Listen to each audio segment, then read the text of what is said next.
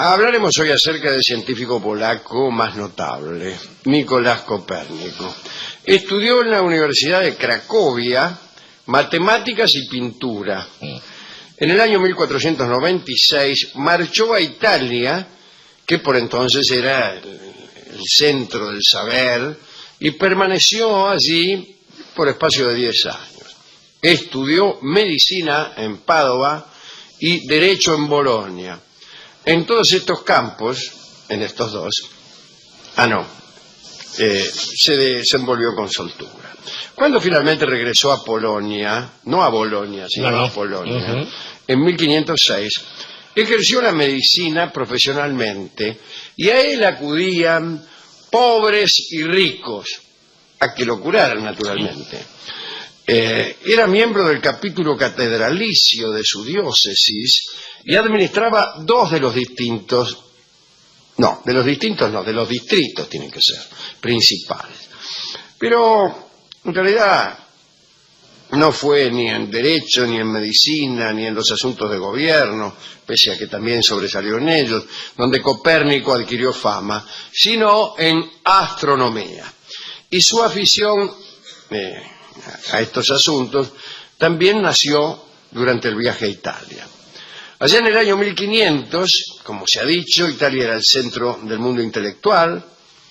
Había un periodo de grandes logros, de cambios culturales en las artes, en las ciencias. Por ejemplo, en las teorías acerca del movimiento de los cuerpos celestes.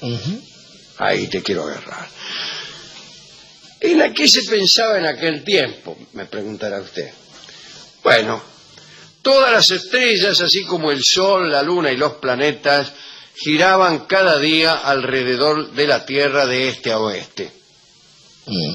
¿Estamos en claro?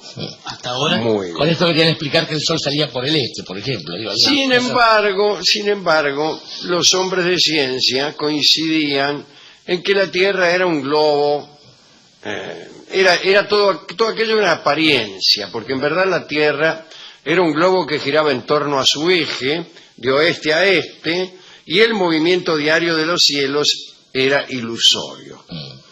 Si la Tierra no girase, decían los eruditos, las estrellas aparecerían quietas en el mismo cielo. Muy bien. La Luna, sin embargo, cambia de posición, decían estos mismos tipos, u otros diferentes, respecto de las estrellas, porque durante 29 días recorre un circuito celeste completo de oeste a este. El Sol hace lo mismo que la Luna, recorre un circuito y necesita 365 días para recorrerlo. Y a todos los hombres de ciencia les resultaba evidente que la Luna y el Sol giraban alrededor de la Tierra. Nadie discutía eso. Hasta aquí la cosa iba bien. Lo que no encajaban eran los planetas. En tiempos de Copérnico se conocían 5 planetas. Mercurio, Venus, Marte, Júpiter y Saturno. Los 5 cambiaban de posición respecto de las estrellas, pero lo hacían de una manera muy rara y complicada. Lo hacían igual que ahora, en realidad. Claro, sí. Mercurio y Venus salían unas veces por la mañana, otras por la tarde. Nunca aparecían en lo alto de los cielos, sino cerca del horizonte, más Mercurio que Venus. Por el otro lado, Marte, Júpiter y Saturno aparecían en ciertas ocasiones sobre la cabeza del observador. Cada uno de ellos describía un círculo completo en el cielo, de oeste a este, pero sus movimientos no eran constantes. En cada revolución había un momento en que el planeta se frenaba, daba marcha atrás e iba para el otro lado. Este desplazamiento hacia atrás se llamaba movimiento retrógrado. Júpiter describía el movimiento retrógrado 12 veces en cada una de sus revoluciones y Saturno 30 veces en cada vuelta. Los antiguos griegos trataron de explicar estos extraños movimientos. En primer lugar, porque creían que el universo estaba gobernado por una ley natural, de modo que no podían descansar hasta no haber hallado la ley en que se basaba el movimiento planetario. En segundo lugar, creían que el movimiento de los planetas influía en el destino humano y pensaban que, entendiendo a fondo los cielos, podrían comprender el pasado y el futuro. Claudio Ptolomeo, que era matemático y astrónomo, nacido en el Alto Egipto, en la Tebaida, trabajó en Alejandría, presumiblemente en la biblioteca, escribió ya por el año 150 un libro llamado Almagesto, en que daba las fórmulas para calcular los movimientos de los planetas. Estas ecuaciones se basaban en las hipótesis de que todos los planetas giraban en trayectorias circulares alrededor de la Tierra. Para explicar el movimiento retrógrado, suponía Ptolomeo que cada planeta se movía en un pequeño círculo cuyo centro describía otro más grande, como el pulpo del Parque Retiro. Había momentos en que el planeta tendría que moverse de este a oeste en el círculo más pequeño y la combinación de movimientos daría como resultado el movimiento retrógrado. No estaba mal la idea, no estaba mal. Como la pestaña de la rueda del ferrocarril va a marcha atrás en algún punto del recorrido entre Caseros y Retiro. Bien. A medida que se fueron acumulando las observaciones celestes, hubo que apilar círculos sobre círculos y los cálculos matemáticos se hicieron cada vez más complicados. Y estas dificultades sugirieron a Copérnico que tal teoría debía contener algún error básico. Y en consecuencia empezó a leer numerosas obras griegas que trataban de asuntos de astronomía.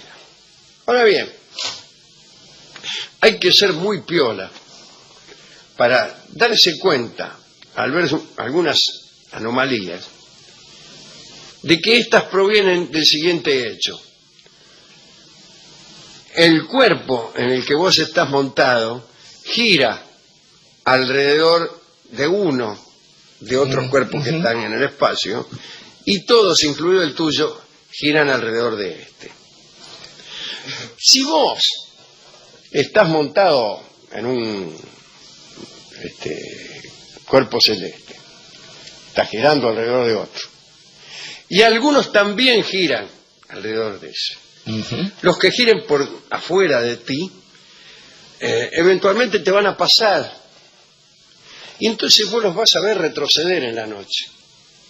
Eventualmente vos vas a pasar, vas a sobrepasarlo, vas a girar con mayor velocidad, y en ese caso verás a los otros como si retrocedieran.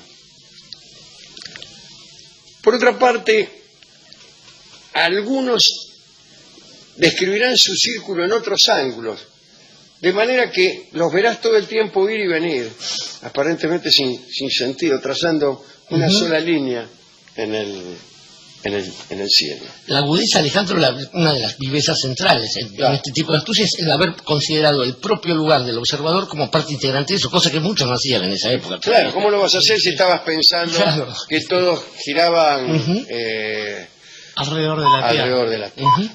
Bueno, Copérnico empezó a observarlos a todos y empezó a calcularles una posición, calcularles un tiempo, a calcularle también a la Tierra su tiempo de giro, etcétera. Ay, Dios mío, tenía que ser hoy, ¿no? Bien. Y no ignoraba tampoco que, al hacer estos cálculos, que el matemático y astrónomo griego Aristarco de Samos, allá por el año 250 a.C., había defendido la creencia de que era la Tierra la que giraba alrededor del Sol y no al contrario. Pero bueno, aquello no era más que una teoría y había sido inmediatamente rechazada. Copérnico sospechaba que Aristarco tenía razón. Sin embargo, sabía que el mundo científico y la Iglesia resistirían sus ideas a menos que lograra demostrar que la teoría tenía sentido.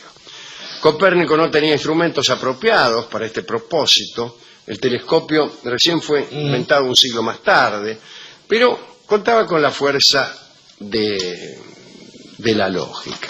En primer lugar, si la Tierra se moviera alrededor del Sol, quedaría explicado de inmediato el movimiento retrógrado. Imaginemos que la Tierra y Marte, bueno, lo que acá dice lo que más o menos imaginaba yo recién. Bueno, todos esos cálculos fueron realizados por Copérnico. Las matemáticas necesarias para representar los movimientos planetarios eran mucho más sencillas en el sistema copernicano que en el ptolemaico. Era más fácil todavía. Y entonces Copérnico procedió, pero procedió con cautela. Sabía que entre los eruditos académicos se daban a veces las mentes más dogmáticas e intransigentes del barrio. Allá por el año 1530 expuso su teoría en forma manuscrita y dejó que circulara libremente. Encontró seguidores entusiastas, pero también enemigos acérrimos, y uno de ellos fue Martín Lutero, que ya había emprendido la reforma por aquel entonces. Dijo Lutero que Copérnico era un necio que negaba la Biblia. Dice, este loco desea revisar toda la ciencia de la astronomía. Pero, dijo Lutero, la Sagrada Escritura nos dice que Josué mandó detenerse el sol, ¿recuerda? Sí, sí. Y no a la tierra.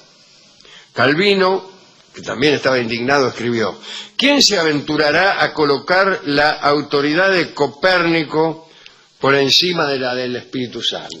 Calculo yo, efectivamente. Incluso luego de publicar su libro, el cardenal Bellarmino declaró que este pretendido descubrimiento, el librito de Copérnico, viciaba todo el plan cristiano de salvación. Copérnico entonces comprobó que su cautela era justificada.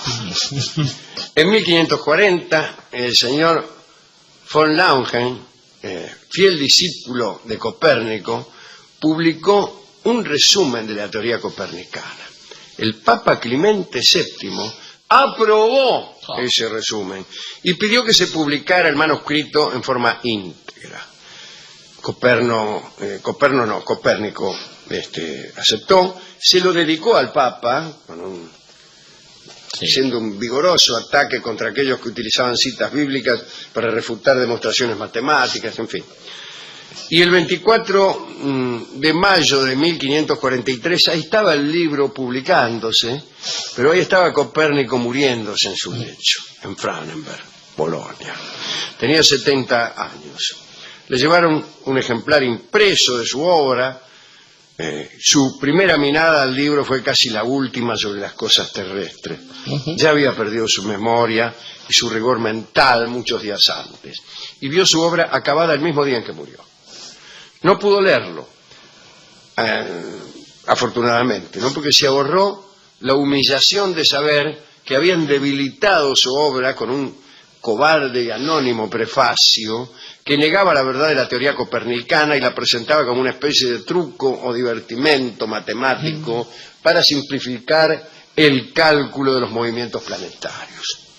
Parece ser que este amigo, ¿cómo se llamaba? El Van Laugen,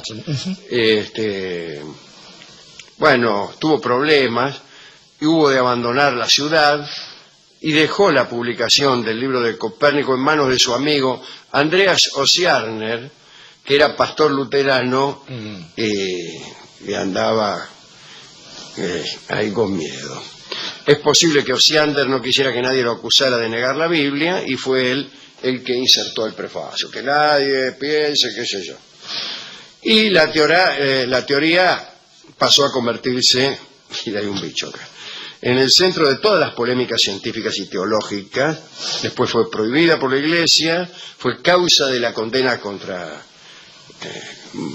Giordano Bruno, contra Galileo, y uno de los mayores fracasos de la política científica y cultural de la Iglesia Católica. Problema para incluirlo en ficción o no ficción el libro, ¿no es cierto? Sí.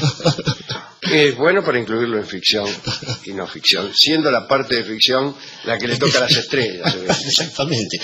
Estaba pensando, Alejandro, bueno, usted nombró a Giordano Bruno, a Galileo, estaba pensando en otro amigo de este programa como Zeus, que tantas alegrías le ha dado al cielo con las constelaciones, en Verne, que supo hacer lo suyo sin estudiar demasiado, en los mayas, que aprendieron bastante más que lo que suponían algunos predicadores por ahí, y también en Händel, ¿por qué dejarlo afuera?, que también suponía que había alguna música que le correspondía a las estrellas. Pero en todo caso, digo, me parece que hay dos maneras de acercarse a esta historia. Una es esta, la de los precursores, y ambas tienen que ver, la otra es la de la dignidad, digo, con levantar la cabeza allí cuando otros insisten en mirar para abajo, porque ese es finalmente el gesto que requiere la dignidad.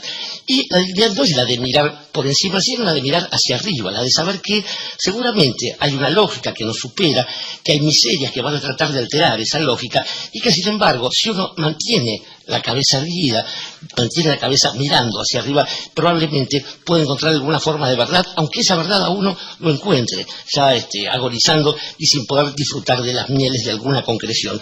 Porque además de esas dos cuestiones, la dignidad, la ciencia, también cada uno sabe que hay alguna forma de relación entre esta vida cotidiana y aquellas cosas que le dan vueltas encima cuando mira con dignidad y con curiosidad para arriba. Y que también ahí, además de la ciencia, la verdad, la dignidad, puede haberse quedado la alegría de ella y el amor de uno. Digo, porque todo finalmente a veces se resuelve en un pedacito de cielo. Es el vals que va a cantar ahora Héctor de Rosas con la orquesta Osvaldo Riquet.